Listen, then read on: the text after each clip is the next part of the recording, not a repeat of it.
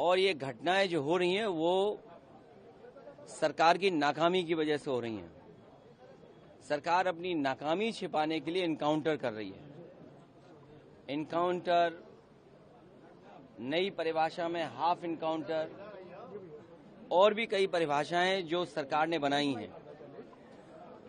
अगर इनकाउंटर से ही law and order बेहतर हो रहा होता तो अभी उत्तर प्रदेश कई आंकड़ों में और प्रदेशों से अच्छा होता।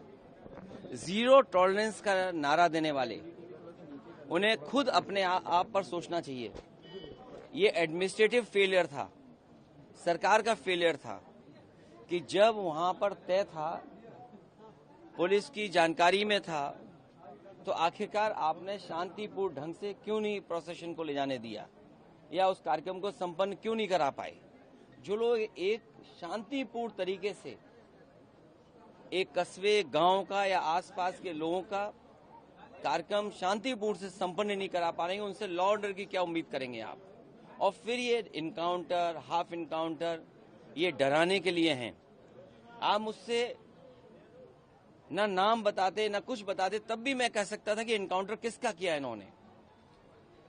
इनकाउंटर करना और नफरत को बढ़ावा देना, ये सरकार को नया तरीका मिल गया है काम करने का। ये अपनी सब नाकामी छिपा रहे हैं। याद कीजिए, उससे पहले दुनिया में कहीं ऐसा होता हो कि जब पहले इनकाउंटर पे सवाल उठाओ मंगेश पर, तो सरकार कहती है क्योंकि हमें बैलेंस करना है तो उसमें क्षत्रिय को भी मार दिया। तो ये कहां का लॉ एंड ऑर्डर है, कहां की ये व्यवस्था है जहां पर आप बैलेंस करने के लिए किसी की जान ले रहे हैं। और सरकार अपनी नाकामी छिपाने के लिए खासकर इस तरह के इनकाउंटर कर रही है।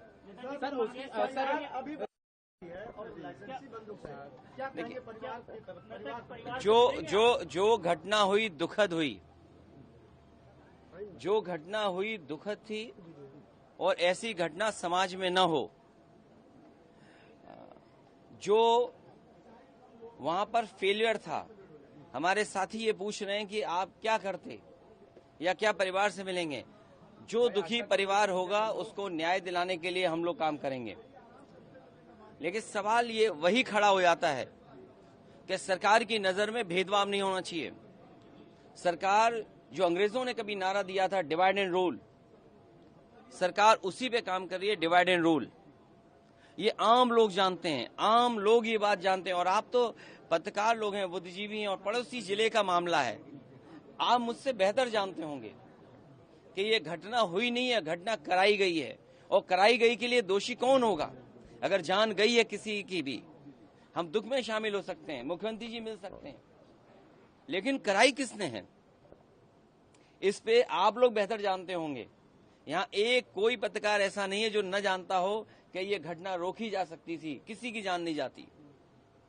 अगर जान गई है, हम दुख बांटने से ज्यादा, जो आज सरकार भी दुख बांट रही है, सरकार को इस बात पे दुख करना चाहिए था कि घटना क्यों हो गई, होनी नहीं चाहिए थी। सर, सरफराज की बहन का कहना ये है कि कल पुलिस ने गिरफ्तार किया था और आज एनकाउंटर दिखाया, कल गिरफ्तार। ये उत्तर प्रदेश की पुलिस को बिगाड़ दिया है। उत्तर प्रदेश की पुलिस को बेहतर करने के लिए डायल 100 से लेकर के और सुविधाएं दी। कई कार्यालय इन पुलिस के पास नहीं थे, वो कार्यालय दिए। कई इंफ्रास्ट्रक्चर के काम किए सरकार ने। लेकिन जो पुलिस का तरीका हो गया है, जब कभी भी जांच होगी, बहुत से दोषी लोगों के खिलाफ कार्रवाई होगी, जेल भी जाएंगे। और आपको तो वो दिन भी याद होगा जिस समय अखबार में निकला था, इसी प्रदेश के, इसी सरकार के सबसे पहले डीजीपी, उन्होंने कहा कि ये पुलिस जो आज इनकाउंटर कर रही है, कल इनके साथ कोई खड़ा नहीं दिखाई देगा। जो इनकी सरकार के पहले डीजीपी हों, वो इन पर सवाल खड़ा कर रहे हों कि ये जितने भी इनकाउंटर हो रहे हैं, इनकाउंटर नहीं है, ये हत्या हो रही है। इसीलिए उन्होंने कहा कि जो लोग ये हत्याएं कर रहे हैं, एक दिन ऐसा आएगा जब इनके साथ कोई खड़ा नहीं होगा।